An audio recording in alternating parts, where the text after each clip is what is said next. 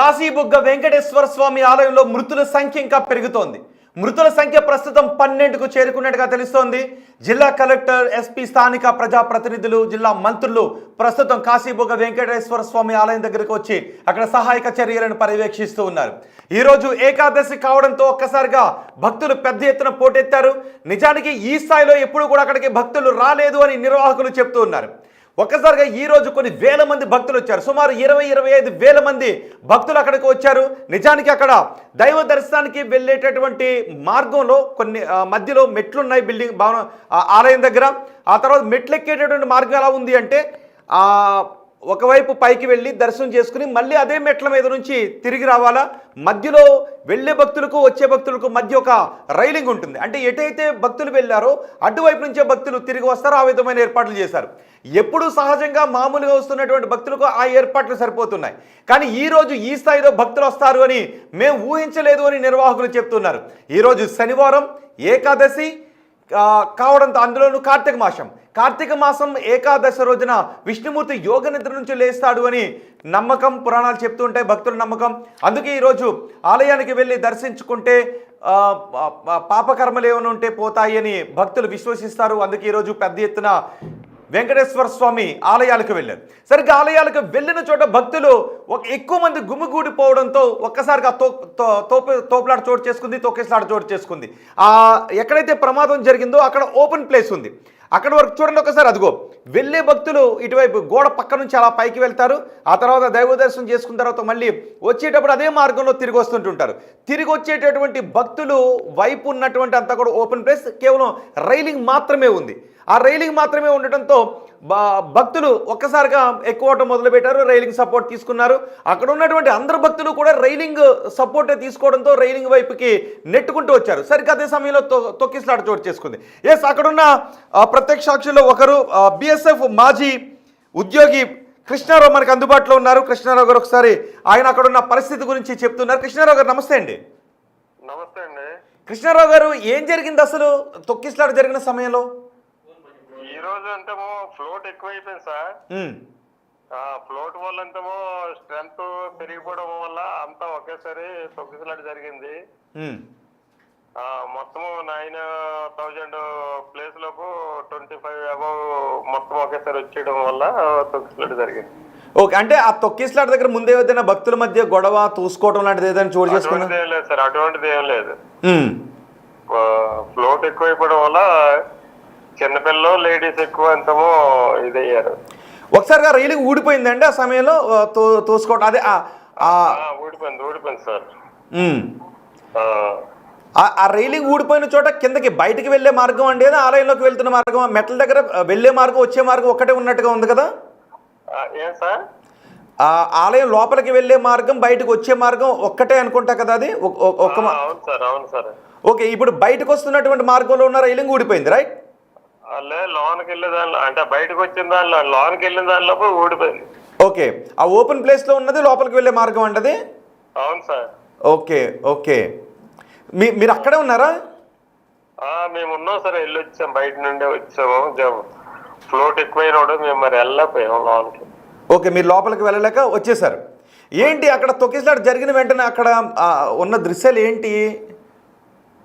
తొక్కిసలాట మరి చిన్నపిల్లలతో ఆత్మనాదాలతో ఇదవుతున్నప్పుడు మరి అక్కడ ఫ్లోట్ ఎక్కువైపోయింది సార్. ఈవేళ ఏకాదశి కదా, దానివల్ల ఫ్లోట్ ఎక్కువైపోవడం వల్ల. అంటే జనం వస్తారు అని ఊహించలేదా నిర్వాహకులు? లేదంటే లేదు సార్, జనం వస్తారని ఊహించలేదు అసలు. అనుకున్న కన్నా ఎక్కువ వచ్చేసారనమాట విలేజెస్ పీపుల్ అంతా. కానీ జనం ఎక్కువ వచ్చినా కూడా ఒకరి వెనక ఒకరు వెళ్ళొచ్చు, దర్శనానికి టైం పడుతుంది. కానీ పర్టికులర్గా తొక్కిసలాట చోటు చేసుకోవడానికి కారణం ఏంటి? అంటే భక్తుల్లో క్రమశిక్షణ రాహిత్యమా, తోసుకుని ముందుకు వెళ్ళిపోవాలేనా? భక్తుల వల్ల జరిగిందే సార్, మేనేజ్మెంట్ తప్పేం లేదు సార్, భక్తుల వల్లే. అంటే జనం ఎక్కువగా పెరుగుతూ ఉన్నప్పుడు కొంచెం ఆ విషయాన్ని వెంటనే పోలీసులకు కంట్రోల్ చేయలేదు, అది మెయిన్. రోజు కంటే జనం ఎక్కువ వస్తున్నప్పుడు కొంచెం కంట్రోల్ చేసి ఉండాల్సిందే. కంట్రోల్ చేస్తే ఎంత ప్రాణ నష్టం జరగదు. ఓకే, ఇప్పటి వరకు మాకున్న సమాచారం ప్రకారం 12 మంది చనిపోయారని అంటూ ఉన్నారు. సో ఇంకా పెరుగుతాయి సార్. హలో, ఇంకా పెరగయ్యే అవకాశం ఉంది. ఎందుకంటే కృష్ణారావు గారు వినిపిస్తుంది, చెప్పండి. ఎందుకు? ఎందుకంటే తోపులాట్లకు చాలా మంది అంతమో హాస్పిటల్లో కూడా అంతమో, ఇక్కడ ఒక దగ్గర అంతమో పలాస హాస్పిటల్లకు అంత రికమెండేషన్ కూడా అంతమో అంత క్లారిటీ ఇది కావట్లేదు. ప్రైవేట్ హాస్పిటల్కి ఇవ్వచ్చు కదా సార్. ప్రైవేట్ హాస్పిటల్కి ఇస్తే కొంతవరకు సేవ్ అవుతుంది కదా. ఎంతమంది ఉంటారు మీరు చూసినప్పుడు గాయపడ్డ వాళ్ళు అక్కడ?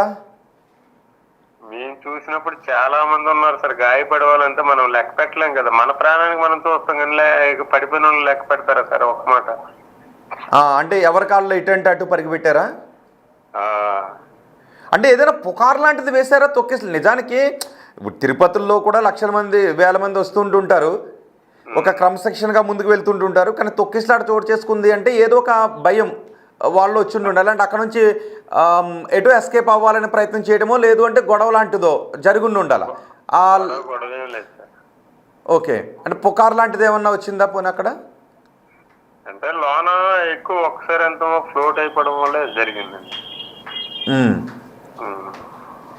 కానీ ఇంకొంచెం క్యూ లైన్ని పెంచి ఒకే చోట నుంచి కాకుండా ఇంకొంచెం క్యూ లైన్ని పెంచుండుంటే బాగుండేది. క్యూ లైన్ బయట కూడా ఎక్స్టెండ్ చేసి ఉంటే బాగుండేది. క్యూ లైన్ ఎక్స్ట్రాగా ఇచ్చుంటే ముందే మనం కంట్రోల్ చేసుకుని లోనగానే విడిచిపెట్టుంటే ఎంత ఇది కాకపోయింది. ఎక్కువ మంది మహిళలు అండి గాయపడిన వాళ్ళు, చనిపోయిన వాళ్ళు? మహిళలు, పిల్లలే సార్. మహిళలు, పిల్లలే. బాబా, ఎక్కువ ఎక్కడి నుంచి వచ్చారు అంతమంది జనం? People sir, village people. చుట్టుపక్కల సేమ్ టు సేమ్ తిరుపతి తరహాలో కట్టారు సార్ వాళ్ళు. సేమ్ సెకండ్ తిరుపతి అనే పేరు కూడా ఉంది, మరి మీకు తెలిసిందే అది.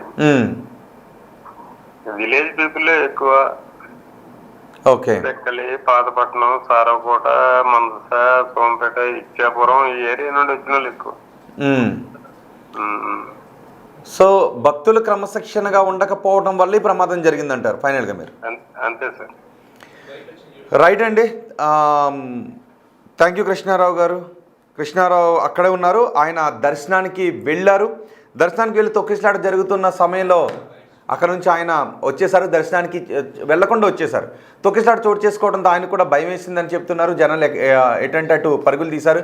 సో దీనికి కారణం, ఈ ప్రమాదానికి కారణం ఒక్కటే, కొంత నిర్వహణ రాహిత్యం కనబడుతుందంటే ఎక్కువ మంది జనాలు వస్తారని ఊహించలేదు అంటున్నారు. చూడండి ఒకసారి, హరిముకుంద్ పాండా ఆ పెద్ద ఆయన ఉన్నారు కదా, ఆయనే ఈ ఆలయాన్ని నిర్మించింది. ఆయన ధార్మిక కార్యక్రమాలు చాలా విరివిగా చేస్తారు అని ఉంటుంటారు. ఎవరైనా వచ్చి ధర్మం అడిగితే ఆయన చాలా విరివిగా దాన ధర్మాలు చేస్తారు, ధార్మిక కార్యక్రమాలు చేస్తుంటుంటారు. ఆయన మహాభక్తుడు అని చెప్తూ ఉన్నారు. సో పోలీసులు ఆయన ఇప్పుడు పట్టుకున్నారు. ఎందుకంటే ఇలాంటివి జరిగినప్పుడు నిర్వాహకులను కూడా ప్రశ్నిస్తుంటారు కాబట్టి. నిజానికి ఎక్కువ మంది జనం వచ్చినప్పుడు ఏం చేయాలి? క్యూ లైన్ నిర్వహణ సక్రమంగా ఉండాలి. అంటే ఒకే చోట నుంచి భక్తులను పంపించడం కంటే క్యూ లైన్ ఎక్స్టెండ్ చేసి వేరే చోట నుంచి, అవసరమైతే ఒక మనం క్యూ లైన్ పెడతాం కదా, జిగ్జాగ్ క్యూ లైన్ పెడుతుంటుంటాం. 1 కిలోమీటరో కిలోమీటర్న్నరో క్యూ లైన్ వచ్చేలాగా మనం వరుసలు వేస్తుంటుంటాం, అన్ని ఆలయాలను కనబడుతుంటుంటాయి. సో ఇక్కడ కూడా ఈరోజు టెంపరీ క్యూ లైన్స్ని ఏర్పాటు చేసి ఉంటే భక్తులందరూ కూడా ఆ కింద క్యూ లైన్లో ఉండేవారు. సో ప్రమాదం జరిగి ఉండేది కాదు, తొక్కిసలాట జరిగి ఉండేది కాదు, ఒకే చోట భక్తులు గుమిగుడు ఉండేవారు కాదు.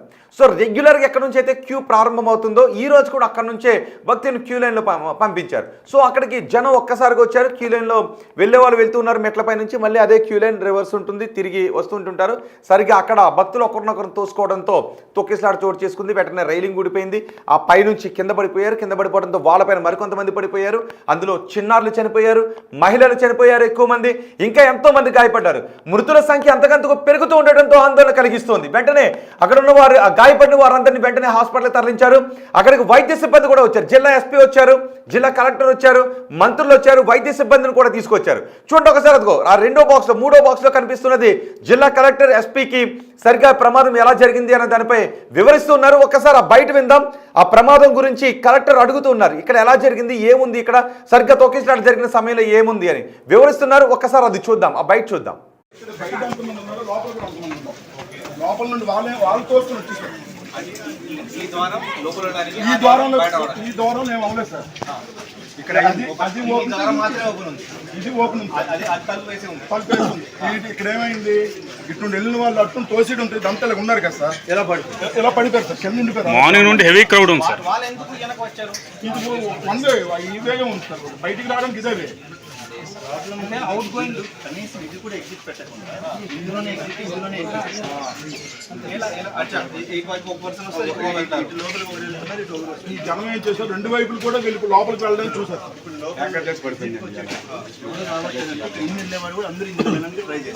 యాక్చువల్లీ ఇక్కడ రెండు దారులు ఉన్నాయి కానీ లోపల రెండు దారులు లేవు, సింగిల్ వే. అంటే లోపలికి వెళ్ళిన తర్వాత కలిసిపోతారు, అక్కడ వచ్చినప్పుడు కూడా కలిసిపోతారు, సింగిల్ వే. అంటే ఇక్కడ జనాల నుంచి ఇన్కమింగ్ అయినప్పుడు దీని ప్రతి ఇది కాయలే ఒకటే కదా, ఇన్కమింగ్ ఒకటి, అవుట్ గోయింగ్ ఒకటి చెప్తారు.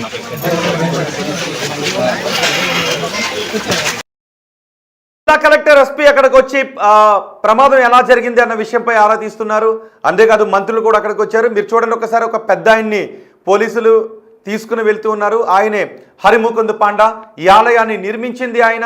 తిరుపతి వెళితే దర్శన సమయంలో దేవుణ్ణి సరిగ్గా చూడనివ్వలేదు అని అవమానం ఎదురైంది అని ఆయనే విశాలమైన స్థలంలో, 5 ఎకరాల స్థలంలో ఒక పెద్ద ఆలయాన్ని నిర్మించారు. ఆయన ధార్మిక కార్యక్రమాలు విరివిగా చేస్తుంటుంటారు అని భక్తులు చెబుతూ ఉన్నారు.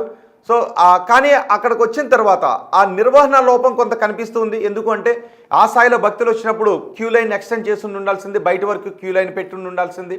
కానీ ఒక్కసారిగా భక్తులు ఒకే చోట నుంచి వెళ్ళడంతో సహజంగానే మనకి భక్తుల్లో చాలా చోట్ల ఒక్కొక్క చోట్ల క్రమశిక్షణ రాహిత్యం కనబడుతూ ఉంటుంది. వెనుకొచ్చిన భక్తుడు ముందున్న భక్తుని తోస్తాడు.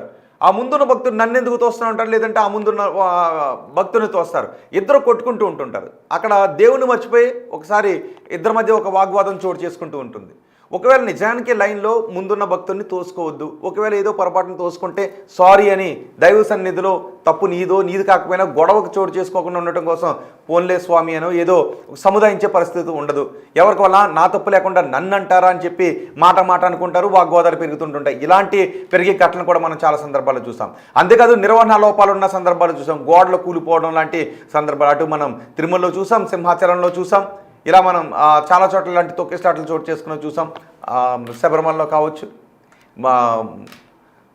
ఇలా ధార్మిక కార్యకలాపాలు జరిగేటప్పుడు ప్రమాదాలు చోటు చేసుకున్న సందర్భాలు అనేకం ఉన్నాయి. భక్తులు ఎక్కువ సంఖ్యలో తరలి వచ్చేటప్పుడు. సో అక్కడ భక్తులు క్రమశిక్షణ రాహిత్యంతో ఉంటే ఎటువంటి ప్రమాదాలు చోటు చేసుకోవు. ఆ పెద్ద ఆయన అంటూ ఉన్నారు, నేను ఇంతమంది భక్తులు వస్తారని ఊహించలేదు, ఒక్కసారిగా భక్తులు వచ్చేశారు, ఈ వయసులో నేనేం చేస్తాను, నేనేం చేయగలను అని ఆ పెద్ద ఆయన ఆలయాన్ని నిర్మించిన ఆ పెద్ద ఆయన హరిముకుంద్ పాండా అంటూ ఉన్నారు. ఒకసారి సిదిరి అప్పలరాజు, మాజీ మంత్రి సిదిరి అప్పలరాజు కూడా అక్కడికి వచ్చే సహాయక కార్యక్రమాల్లో పాల్గొన్నారు. ఆయన కూడా మాట్లాడారు. సిదిరి అప్పలరాజు ఏమన్నారో చూద్దాం. సార్ మీరు ఒక డాక్టర్గా ఇక్కడికి వచ్చి ఎవరికైనా వైద్యం అందించారా సార్? ఇప్పుడు స్పాట్లో సిపిఆర్ చేశాను. ఎంతమంది చేస్తుంటారు సార్? వాళ్ళు గ్యాస్ట్రిక్ స్టేజ్లో ఉన్నారు. సిపిఆర్ చేస్తే రిథమ్ అది రెస్టోర్ అయింది. ఇమీడియట్లీ గవర్నమెంట్ హాస్పిటల్ పంపించాను. I don't know the status right. Government హాస్పిటల్కి వెళ్దాం అందరూ, let us see what happen. So ఈ రకమైనటువంటి పరిస్థితి అత్యంత బాధాకరమైనటువంటి, పూర్తిగా ప్రభుత్వ వైఫల్యం కింద, పోలీసుల వైఫల్యం కింద దీన్ని నేనైతే వ్యక్తిగతంగా విమర్శించడానికి కాదు, కానీ పోలీసులు, ఎస్పీ గారు కూడా సీరియస్గా ఆలోచించారు. ఈ జిల్లాలో ఏం జరుగుతుంది, పోలీసులు జాబ్ చార్ట్ ప్రకారం రెస్పాండ్ అయిన పరిస్థితి ఉందా, లేకపోతే ఓన్లీ పొలిటికల్ వర్కే చేస్తున్నారు అనే దాన్ని ఒకసారి ఆయన రివ్యూ చేసుకోవాల్సినటువంటి అవసరం. మాజీ మంత్రి సిదిరి అప్పలరాజు అక్కడికి వచ్చారు. ఇది పోలీసుల వైఫల్యం అని అంటూ ఉన్నారు, కొంతమంది నిర్వాహకుల వైఫల్యం అంటూ ఉన్నారు, మరికొంతమంది భక్తుల క్రమశిక్షణ రాహిత్యం అంటూ ఉన్నారు. సో మీరేమనుకున్నారు, ఎవరి వైఫల్యం ఇక్కడ కనిపిస్తోంది? కొంతమంది అంటూ ఉంటారు, అయ్యో దేవుడు కాపాడలేదని అనుకుంటూ ఉంటుంటారు. మీరు తోసేసుకుని గాల్లో దీపం పెట్టిన దేవుడు కాపాడలేదు అంటే కుదురుతుందా? భక్తులు క్రమశిక్షణ రాహిత్యంతో ఉండాలి. మీ తోటి భక్తులకు అసౌకర్యం కలిగించకుండా లైన్లో మీరు వెళితే హాయిగా భక్తితో దేవుని దర్శించుకుని రావచ్చు. కానీ అలా కాదు, నేనే ముందు వెళ్ళిపోవాలి, టైం ఉండదు. కొంతమంది భక్తులకు టైం ఉండదు. త్వరగా దేవుని దర్శించుకుని వచ్చి మిగతా పనులు చూసుకోవాలి. దైవ దర్శనానికి వెళ్ళేటప్పుడు త్వరగా దేవుని దర్శనం చేసుకుని బయటకు వచ్చేసి మిగిలిన భక్తులకు అసౌకర్యం కలిగిన పర్లేదు, తోసుకు ముందుకు వెళ్ళిపోవాలా? ఒక క్రమశిక్షణ రాహిత్యం వల్ల ఇలాంటి ప్రమాదాలు జరుగుతుంటుంటాయి. ఆర్గనైజర్స్ది కొంత తప్పు ఉంటుంది, అక్కడికి వచ్చేటటువంటి ప్రజలు భక్తులు వీళ్ళ తప్పు కూడా మనకి కనిపిస్తూ ఉంటుంది. అంతిమంగా వెళ్ళి దీనికి ఎవరిని బాధ్యులను చేద్దామా అనే కొంతమంది వెతుకుతుంటుంటారు. దేవుడే దీనికి బాధ్యులని కొంతమంది అంటారు. ఇట్లా మనకి మాటలు వినబడుతుంటుంటాయి. ఒకసారి ఈ ప్రమాదం గురించి కొంతమంది భక్తులు, అక్కడికి వచ్చిన భక్తులు మాట్లాడారు. భక్తులు ఏం మాట్లాడారో చూద్దాం. ఎవరు చనిపోయారమ్మా? ఎవరు చనిపోయారు? ఏ ఊరు? శివరాంపురం. ఇక్కడికి ఏం నందిగా మండలం. ఆహా. చనిపోయిన వాళ్ళు ఏమవుతారు మీకు? పిన్నమ్మ పేరు? చిన్న యశోదమ్మ. ఎవరు చనిపోయారమ్మా? ఎవరు చనిపోయారు? ఏ ఊరు? శివరాంపురం. ఇక్కడికి ఏం నందిగా మండలం. ఆహా. చనిపోయిన వాళ్ళు ఏమవుతారు మీకు? పిన్నమ్మ పేరు? చిన్న యశోదమ్మ. రాపాక విజయ.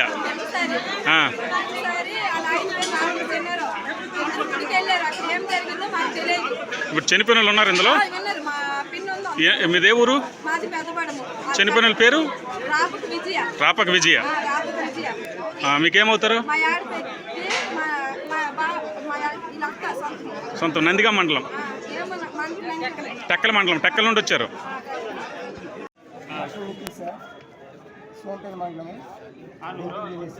మీ అబ్బాయి పేరు? లొట్ల నిఖిల్. ఎన్ని సంవత్సరాలు ఉంటుంది? చనిపోయాడు మీ అబ్బాయి. అక్కడ నుండి వచ్చారు, ఇక్కడ సోంపేట దగ్గర నుండి ఇక్కడికి వచ్చారు. మీరు వాళ్ళ ఫాదర్. మీరు చూపించారు ఇప్పుడు? మీరు అక్కడ నుండి ఎన్ని కిలోమీటర్లు ఉంటుంది ఇక్కడ నుండి? అక్కడ నుండి వచ్చారు, ఇక్కడ చనిపోయాడు. బ్లాక్ డ్రెస్ వేసుకునేది కానీ అయ్యప్ప మాల వేసుకోలేదు. మీ పేరు? రొట్ల పాపరావు. అబ్బాయి పేరు? నిఖిల్. తమ వారిని కోల్పోయిన వాళ్ళ బంధువులు మాట్లాడుతున్న మాటలు, ఏడవటానికి వాళ్ళ కళ్ళలోంచి కన్నీరు కూడా రావటం లేదు. భక్తితో దేవుని దర్శించుకుని వెళ్తాము అనుకున్న సమయంలో భక్తుల క్రమశిక్షణ రాహిత్యం వల్ల సంభవించిన ఈ ప్రమాదం కారణంగా తమ వారిని కోల్పోయిన వాళ్ళు మాట్లాడుతున్నారు. కొడుకును కోల్పోయిన తండ్రి అక్కడ కనబడుతూ ఉన్నాడు. పిన్నిని కోల్పోయిన ఒక ఆమె, తోబుట్టును కోల్పోయి మరొక ఆమె. వాళ్ళు పడుతున్న బాధ అక్కడ చూస్తూ ఉంటే హృదయం ద్రవించిపోతుంది. సరిగ్గా ప్రమాదం జరిగిన సమయంలో ఉన్న దృశ్యాలు అవి. మీరు రెండో బాక్స్లో చూస్తున్నవి సరిగ్గా ప్రమాదం సంభవించిన సమయంలో చోటు చేసుకున్న దృశ్యాలు. ఆ రెండో బాక్స్లో కూడా మీరు చూడొచ్చు, తలకిందులుగా పడిపోయారు కొంతమంది. ఆలయానికి వెళ్తున్న సమయంలో ఒక్కసారిగా తోపులాట చోటు చేసుకోవడంతో, రైలింగ్ విరిగిపోవడంతో ఒక్కసారిగా కింద పడిపోయారు. అందులో మిగిలిన వాళ్ళు వాళ్ళపైన పడిపోవడంతో, పొట్టపైన ఛాతీపైన పడిపోవడంతో ఊపిరాడక కొంతమంది చచ్చిపోయారు. మహిళలు ఎక్కువ మంది చనిపోయారు. ఇటు చూసినా మేము ఆ దృశ్యాలు మీకు చూపించలేకపోతున్నాం. చూస్తే పాపం ఆ పూల బుట్టను పట్టుకుని, కొబ్బరికాయను పట్టుకుని వచ్చిన బుట్టలు చెల్లాచెదురుగా పడిపోయి విగత జీవులుగా మారిపోయి, అప్పటి వరకు వాళ్ళు దర్శనానికి వెళుతూ ఉన్నాం అని ఆనందంగా మాట్లాడుకుంటూ వెళుతూ ఉంటే ఒక్కసారిగా జరిగిన తొక్కిస్లాట్లో క్షణంలో విగత జీవులుగా మారిపోయారు. తోబుట్టును కోల్పోయిన ఓ సోదరి, కొడుకును కోల్పోయిన ఒక తండ్రి, తల్లిని కోల్పోయి మరొకరు, ఇలా రోధిస్తూ ఉంటే చాలా హృదయ విదారకంగా అక్కడ దృశ్యాలు కనబడుతూ ఉన్నాయి. మృతుల సంఖ్య ఇంకా పెరుగుతూ ఉండటం ఆందోళన కలిగిస్తోంది. ఒకసారి అక్కడ ఉన్న ప్రత్యక్ష సాక్షులతో బిగ్ టీవీ మాట్లాడింది. కేవలం తొక్కిస్లాటే, అంతమంది జనం వస్తారని ఊహించలేదు అని చెప్తున్నారు. సో అంతమంది జనం వచ్చినప్పుడు భక్తులు కూడా స్వీయ క్రమశిక్షణను పాటించాలి కదా. ఒక లైన్లో ముందుకు వెళ్దామని పాటించకపోతే, ఒక క్రమశిక్షణ రాహిత్యంతో వెళితే ఇలాంటి తొక్కిస్లాట జరిగి ప్రాణాలు కోల్పోతే దానికి ఎవరిని బాధ్యం చేస్తారు? ప్రస్తుతం నిర్వాహకులను చూడండి ఒకసారి. హరిముకుంద్ పాండాని ఆయన పెద్ద ఆయన అదుపులోకి తీసుకున్నారు. ఆయన అంటూ ఉన్నాడు, ఎప్పుడూ ఇంతమంది జనం రాలేదు, కానీ ఈరోజు ఏకాదశి కావడంతో జనం అందరూ తరలి వచ్చారు, ఇంతమంది వస్తారని మేము కూడా ఊహించలేదు అని వాళ్ళు అంటూ ఉన్నారు. మరి ఎవరిని బాధ్యం చేయాలి? ఇది సమిష్టి లోపం, నిర్వహణ లోపం, భక్తుల లోపం. గుడి దగ్గరికి ఎక్కువ మంది వస్తున్నారని అక్కడ కొంచెం బందోబస్తు కల్పించాల్సింది. బందోబస్తు ఇమ్మని నిర్వాహకులు కూడా పోలీసులను అడుగుండి ఉండాల్సింది. నిజానికి ఆ స్థాయిలో భక్తులు వస్తారు. ఈరోజు ఏకాదశి అని తెలుసు, శనివారం అని తెలుసు, అందుకు తగ్గ ఏర్పాట్లు చేశారు. ప్రత్యేక పూజా కార్యక్రమాలు చేసినప్పుడు కనీసం ఆ విషయాన్ని ఎందుకంటే అది ఒక ప్రైవేట్ ఆలయం, ప్రైవేట్ వ్యక్తుల చేత నిర్వహించబడుతున్నటువంటి ఆలయం. సో ఆ విషయాన్ని పోలీసులకు తెలియచేయాలి. సో ఇలాంటి ప్రమాదాలు జరిగినప్పుడు అయ్యో ఇకపై ఇలాంటి ప్రమాదాలు జరగకుండా చర్యలు తీసుకుంటామని అనుకుంటూ ఉంటుంటాం. కానీ ఎన్నో తొక్కిసలాట్లు జరిగాయి. ఈ తొక్కిసలాట్లో కూడా ఇప్పటివరకు 12 మంది ప్రాణాలు కోల్పోయారు. మృతుల సంఖ్య ఇంకా పెరిగే అవకాశం ఉంటుంది అనే వార్త వింటేనే ఆందోళనకరంగా ఉంది. చిన్నపిల్లలు చనిపోయారు, మహిళలు చనిపోయారు. అక్కడ చెల్లాచెదురుగా పడి ఉన్న ఆ దేహాలను చూస్తుంటే హృదయం ద్రవించిపోతుంది. ఆ దృశ్యాలు మీకు చూపించలేకపోతున్నాం. నిజానికి మీరు కూడా దృశ్యాలు చూస్తే తట్టుకోలేరు. అందుకే ఆ దృశ్యాలు మేము చూపించలేకపోతున్నాం. చూడండి ఒకసారి ఆ రెండో బాక్స్లో చూడండి. అది తొక్కిసలాడితే అదిగో ఎలా ఊరు ఆ ముసలావిడ చూసారా, అక్కడ పెద్దవాడు చూసారా కార్నర్లో, ఆమె కింద పడిపోతుంది. ఆ కింద పడిపోతుంటే పట్టుకున్నారు. ఆ రైలింగ్ మొత్తం ఊడిపోయింది. ప్రస్తుతం 12 మంది చనిపోయారు. అధికారులందరూ అక్కడికి చేరుకున్నారు. మిగిలిన ఆలయాల దగ్గర కూడా భక్తులు ఇలాగే కిటకిటలాడుతూ ఉన్నారు. మిగిలిన ఆలయాల దగ్గరికి వెళ్ళిన ఎక్కడెక్కడైతే భక్తులు క్యూ లైన్లో ఉన్నారో దయచేసి క్యూ లైన్లు సక్రమంగా పాటించండి. మనల్ని ఎవరో వచ్చి కొరడా పట్టుకుని మీరు లైన్లో ఉండండి అని మనల్ని అడగాల్సిన అవసరం లేదు. మనం ఒక చోటకి వెళ్ళాం, మన ముందు ఒకరు ఉన్నారు అంటే ఖచ్చితంగా మీరు వెనక ఆగాల్సిందే. మీ ముందు ఒకరు ఉన్నారు అంటే మీరు వెనుక ఆగాల్సిందే. వాళ్ళని తోసుకుని వాళ్ళ పక్క నుంచో దూరి వెళ్ళిపోదాం అనేది వద్దు. అవి అనర్థాలకు దారితీస్తుంది. అది భక్తిలోనైనా ఇంకెక్కడైనా కూడా మనం ముందున్న వాళ్ళని తోసుకుని వెళ్ళిపోదాం అని అనుకుంటే అవి అనర్థాలకే దారితీస్తుంటుంటాయి. కాబట్టి భక్తులు ఆలయాలకు వెళ్ళేటప్పుడు దయచేసి ఒక క్రమ పద్ధతిలోనే వెళ్ళండి. ఒకరినొకరు చూడండి. ఒకసారి అదేదో సినిమా థియేటర్ దగ్గర టికెట్ల కోసం కొట్టుకున్నట్టుగా క్యూ లైన్లో దేవుడి దగ్గరికి వెళ్ళేటప్పుడు ఆ రకంగా తోసుకుని వెళ్తారా? బాధ అనిపించట్లేదా? ఆ దృశ్యాలు చూస్తే మీకేమనిపిస్తుందో చెప్పండి. కనీసం అందరూ భక్తులే, అందరం గుడికి వెళ్తాం, నేను గుడికి వెళ్తాను. భక్తులు నేను విమర్శిస్తున్నాను అని కాదు, అందరం గుడికి వెళ్తాం. కానీ ఎదురుగా ఉన్న భక్తుడికో లేదంటే వెనుక ఉన్న భక్తుడినో కనీసం గౌరవించుకుంటూ మనసులో చూడండి ఒకసారి. అదిగో ఆమె ఎలా తొక్కేస్తున్నారు. ఆమె చూడండి, అది ఆ మహిళ తొక్కేస్తున్నారు. ఆమె ఇలా లెక్క కిందకి పడిపోతుంది. ఆమె ఏడుస్తుంది, రోధిస్తుంది. చూడండి ఒకసారి. అదిగో ఆ మహిళను చూసారా? ఆ గల్ల షర్ట్ వేసుకున్న వ్యక్తి ఆ మహిళ అదిగో కిందకి లాగుతున్నారు. చూసారా? ఆ మహిళ అదిగో చూసారా? అది ఊపిరి అట్టలేదు ఆ మహిళకి. కాళ్ళు తొక్కేస్తున్నారు. ఆ పెద్ద ఆయన ముసలాయన కాళ్ళు తొక్కేస్తున్నారు. ఆ నడుము మీద ఉంచి తొక్కేస్తున్నారు. మరి ఎవరిని బాధ్యం చేస్తారు? నిజానికి వెనుకున్న వాళ్ళకి ఏదో జరిగింది అని చూడండి. లైన్ ఆగింది అని అంటే ఎందుకు ఆగింది, కాసేపు వెయిట్ చేద్దాం, పోనీ అరగంటలో వెళ్ళేది గంట పడుతుంది. కనీసం బాధ్యత ఉండాలి కదా. ఎదురున్న భక్తుని తోసుకుంటూ వెళ్ళిపోయి దేవుడికి దండం పెట్టుకుంటే దేవుడు మిమ్మల్ని కరుణిస్తారని అనుకుంటున్నారా? మనసులో ఓం నమః శివాయాను, ఓం నమో నారాయణాయాను అమ్మవారిను తలుచుకుంటూ ఎదురుగా ఉన్న భక్తుడికి అసౌకర్యం కలిగించకుండా మీరు వెళ్ళి భక్తి శ్రద్ధలతో దర్శనం చేసుకుంటేనే ఫలితం ఉంటుంది తప్ప లైన్లో దూరిపోదాం, గంటలో దర్శనం చేసుకుందాం, ఆ తర్వాత వచ్చేద్దాం, చాలా పనులు ఉంటాయి అని అనుకుంటే దేవుడు మిమ్మల్ని ఎలా కరుణిస్తాడని అనుకుంటున్నారు? ఈ ఘటనకు సంబంధించి మీరు ఏమనుకుంటున్నారు? మేము ఒక క్వశ్చన్ అడిగాం. ఈ ప్రమాదానికి కారణం ఏంటి? ఆలయ నిర్వాహకుల నిర్లక్ష్యం, భక్తుల్లో క్రమశిక్షణ లోపించటం 2 కారణాలు అని 30% మంది ఆలయ నిర్వాహకుల నిర్లక్ష్యం అంటున్నారు. 45% మంది భక్తుల్లో క్రమశిక్షణ లోపించటం అంటున్నారు.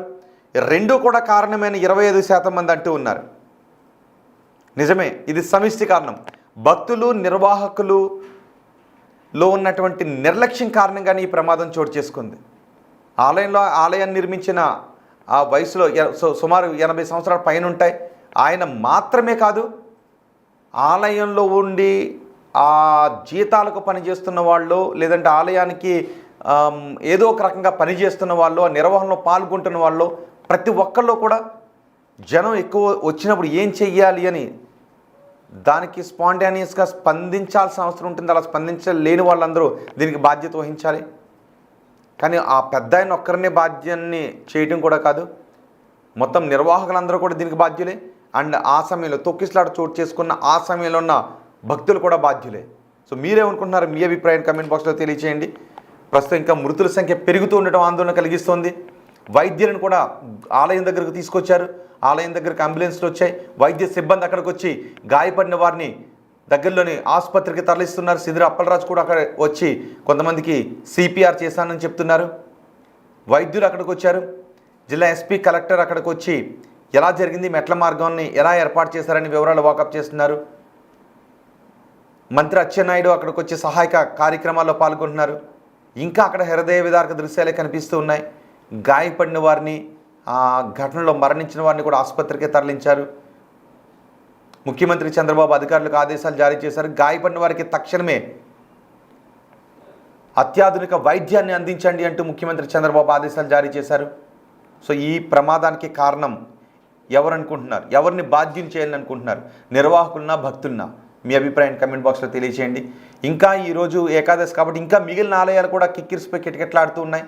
సో ఎప్పుడైనా ఎక్కడికైనా వెళ్ళినప్పుడు, ఆలయానికి కావచ్చు ఇంకెక్కడికైనా వెళ్ళినప్పుడు, జనం ఉన్నప్పుడు స్వీయ క్రమశిక్షణ పాటించండి.